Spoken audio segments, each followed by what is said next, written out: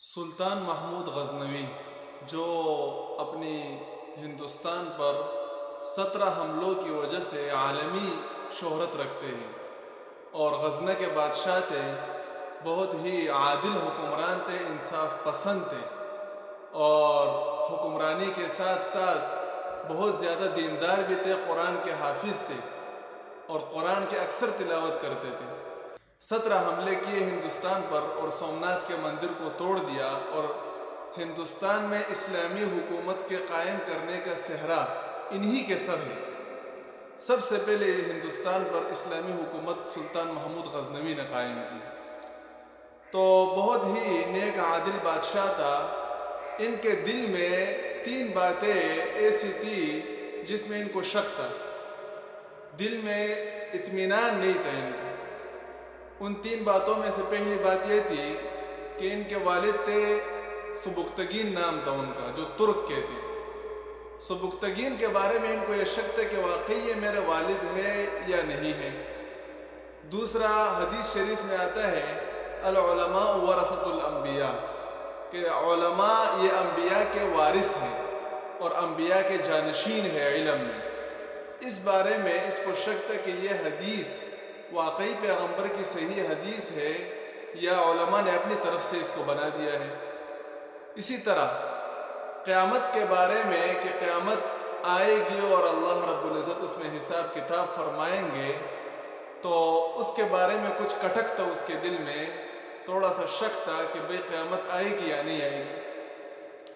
تو کہتے ہیں کہ سلطان محمود غزنوی رات کے اندھیرے میں گھوڑے پر سوار ہو کر اپنے خدم حشم اور غلاموں کے ساتھ جا رہا تھا۔ ایک غلام کے ہاتھ میں چراغ تھا، روشنی کر کے جا رہا تھا۔ ایک مسجد سے جب ان کا گزر ہوا تو مسجد کے باہر ایک طالب علم بیٹھا ہوا تھا، کتاب پڑھ رہا تھا۔ مسجد کے اندر روشنی نہیں تھی، باہر چاند کی چاندنی میں وہ کتاب کو پڑھ کر تھوڑا سا پڑھتا، اس کو یاد کرتا، پھر کتاب کو بند کر کے اس کو حفظ کرتا، پھر جب وہ یاد ہو جاتا تو دوبارہ کتاب کو تھوڑا سا یاد کرتا۔ تو سلطان محمود غزنوی کو اس پر بڑا ترس آیا اور اپنے غلام کو کہا کہ یہ چراغ اس طالب علم کو دے دو۔ جب وہ چراغ اس نے طالب علم کو دے دی تو سلطان محمود غزنوی اپنا دورہ مکمل کر کے واپس گھر آئے اور رات کا وقت تھا تو سو گئے۔ جب سو گئے تو خواب میں آپ صلی اللہ علیہ وسلم تشریف لائے اور آپ صلی اللہ علیہ وسلم نے ارشاد فرمایا کہ اے سبکتگین کے بیٹے، قیامت کے دن اللہ رب العزت تجھے ایسا سرخرو اور خوش کرے جیسا تو نے میرے ایک وارث کی خدمت کی اور اس کو خوش کر دیا۔ تو سلطان محمود غزنوی کے ذہن میں جو 3 کٹک تھے وہ ختم ہو گئے۔ ایک یہ کہ آپ صلی اللہ علیہ وسلم نے ارشاد فرمایا کہ سبکتگین کے بیٹے، دوسرا ہے کہ قیامت کے دن اللہ آپ کو سرخرو کرے، خوش کرے، کامیاب کرے، تیسرا ہے کہ تو نے میرے ایک وارث ہے طالب علم کو، طالب علم جب پیغمبر کا وارث ہے تو عالم تو بطریقہ اولیٰ پیغمبر کا وارث ہے۔ تو اس کے 3 اشکالات ختم ہو گئے۔